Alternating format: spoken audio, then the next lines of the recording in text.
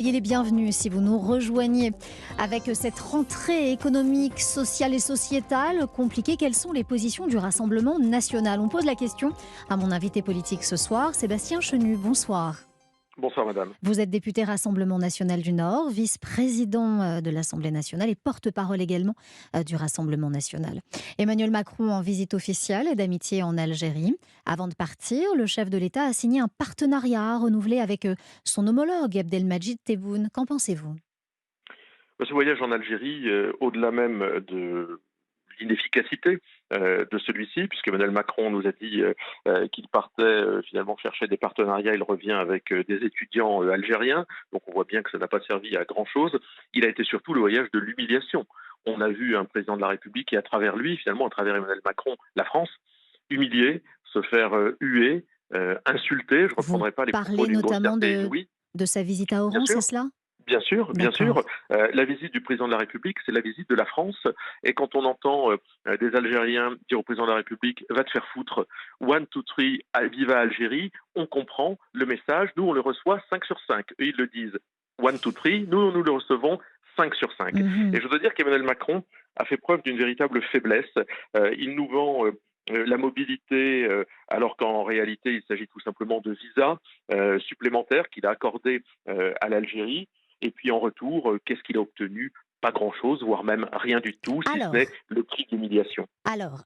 Sébastien Chenu, Emmanuel Macron qui est reparti avec un accord supplémentaire, un accord oral certes, mais supplémentaire, une hausse des exportations de gaz vers la France de 50% en plus. Qu'en pensez-vous? Non, mais ça, c'est pour ceux qui ont envie d'y croire. Ces 50%, cette hausse de 50% de livraison de gaz, elle ne repose que sur des paroles. Or, de l'autre côté, Emmanuel Macron a engagé la France à délivrer davantage de visas, à accueillir davantage d'immigrés algériens. En avons-nous réellement besoin? Non, en réalité. Est-ce que de l'autre côté, l'Algérie s'est engagée à reprendre, par exemple, les irréguliers, les personnes qui sont soumises à des OQTF? Pas du tout. En réalité, Emmanuel Macron est allé s'agenouiller, encore une fois, devant un pays qui ne reconnaît rien réciproquement. C'est-à-dire qu'en Algérie, on ne reconnaît pas la souffrance des harkis, alors que nous reconnaissons qu'il y a eu évidemment dans cette guerre d'Algérie des faits des deux côtés qui ont fait souffrir les Vous populations. voulez dire le Rassemblement national ou la France quand vous dites vous, Sébastien Chenu? La France, D'accord. madame.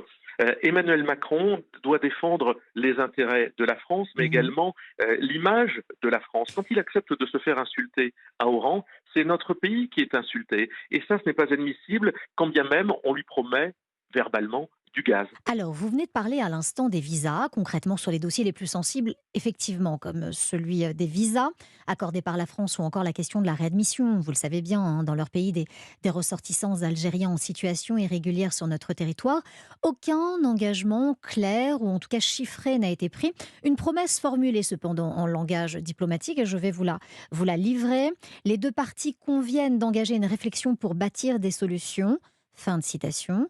Comment est-ce que vous interprétez cela? Les deux parties conviennent d'engager une réflexion pour bâtir des solutions.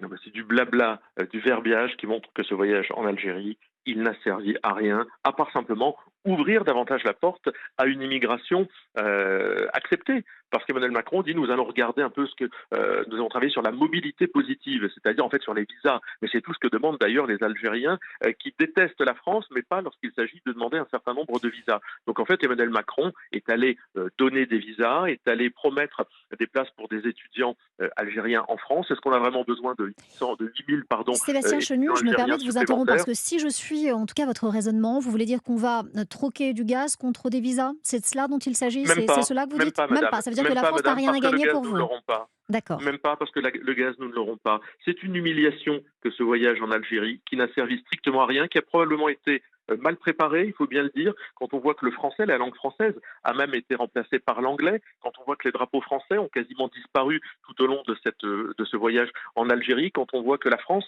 s'est fait insulter, eh bien oui, non seulement ce voyage n'a servi à rien, mais il a été une humiliation, une claque pour la France et les Français. Donc pour vous, Emmanuel Macron et la France ont perdu leur temps, c'est cela que vous voulez dire? Ils ont perdu non seulement leur temps, Emmanuel Macron nous a fait probablement perdre notre temps, mais il nous fait perdre un peu, encore une fois, de notre fierté nationale, de notre sentiment patriotique, et pour pas grand-chose en réalité. Et d'après vous, que fallait-il faire? Ne pas aller en Algérie, ne pas tenter de négocier pour le gaz ou encore pour les visas? Non mais vous savez, lorsqu'on a envie, de travailler avec un peuple, en tous les cas, quand on a envie de partenariat, il faut que les 2 peuples aient envie de travailler ensemble plutôt que les 2 États aient envie de travailler ensemble. Mmh. Donc il faut savoir se faire respecter. Moi, je pense qu'aujourd'hui, la situation pour, les échanges avec, l'Algérie, en tous les cas sur le gaz, elle n'a pas été, ficelée, elle n'a pas été réfléchie et pourquoi? Parce que tout simplement, l'Algérie, ne respecte pas suffisamment, la France, ce qu'elle est. On nous demande sans arrêt de nous excuser. Tant qu'on n'aura pas réglé cette question-là, eh bien, nous ne pourrons pas avoir des échanges structurés en matière économique. On